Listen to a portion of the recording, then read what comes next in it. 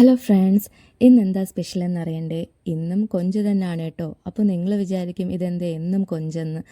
ഇതെനിക്ക് അമ്മ ഇവിടെ വന്നപ്പോഴത്തേക്കും കൊണ്ടുവന്ന് തന്നതാണ് കേട്ടോ. ഞാനിത് കൊഞ്ച് തീയൽ വെക്കാമെന്നാണ് വിചാരിച്ചത്.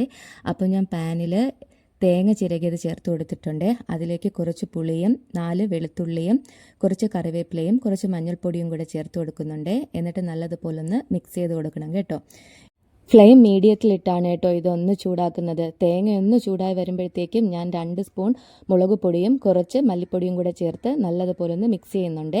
ഇത് ഈ ഒരു കളറാകുമ്പോഴത്തേക്കും നമുക്കിത് മാറ്റാം കേട്ടോ. ഇനി ഇതൊന്ന് തണുത്തതിന് ശേഷം ഞാനിതൊരു ജാറിലേക്ക് മാറ്റുന്നുണ്ട്. അതിലേക്ക് 1 സ്പൂൺ ഉപ്പും കൂടെ ചേർത്ത് കുറച്ച് വെള്ളം ഒഴിച്ച് ഞാനിതൊന്ന് അരച്ചെടുക്കുന്നുണ്ട് കേട്ടോ.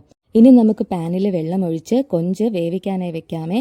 അതിലേക്ക് ഞാൻ ചെറിയുള്ളി കട്ട് ചെയ്തതും കൂടെ ചേർത്ത് കൊടുക്കുന്നുണ്ട് കേട്ടോ. പിന്നെ കുറച്ച് ഉപ്പും കൂടെ ചേർത്ത് നമുക്കിതൊന്ന് വേവിക്കാനായി വെക്കാം.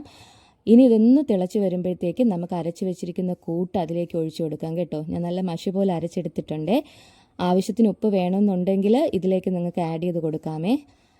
അങ്ങനെ എല്ലാം കൂടെ നല്ലതുപോലെ ഒന്ന് മിക്സ് ചെയ്തതിന് ശേഷം ഒരു ചെറിയ തക്കാളി കട്ട് ചെയ്തതും കൂടെ ഞാൻ ആഡ് ചെയ്ത് കൊടുക്കുന്നുണ്ട്.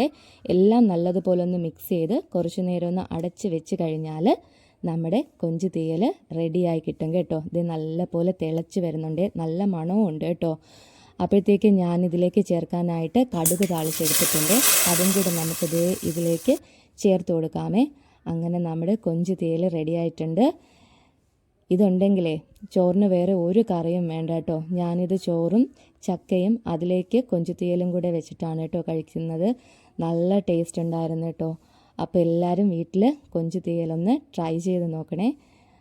അപ്പോൾ കണ്ടില്ലേ, കൊഞ്ച് തീയലും ചക്കയും ചോറും കൂടെ ഇങ്ങനെ കൂട്ടിക്കൊഴിച്ച് കഴിക്കാൻ എന്താ ടേസ്റ്റ് എന്നറിയോ?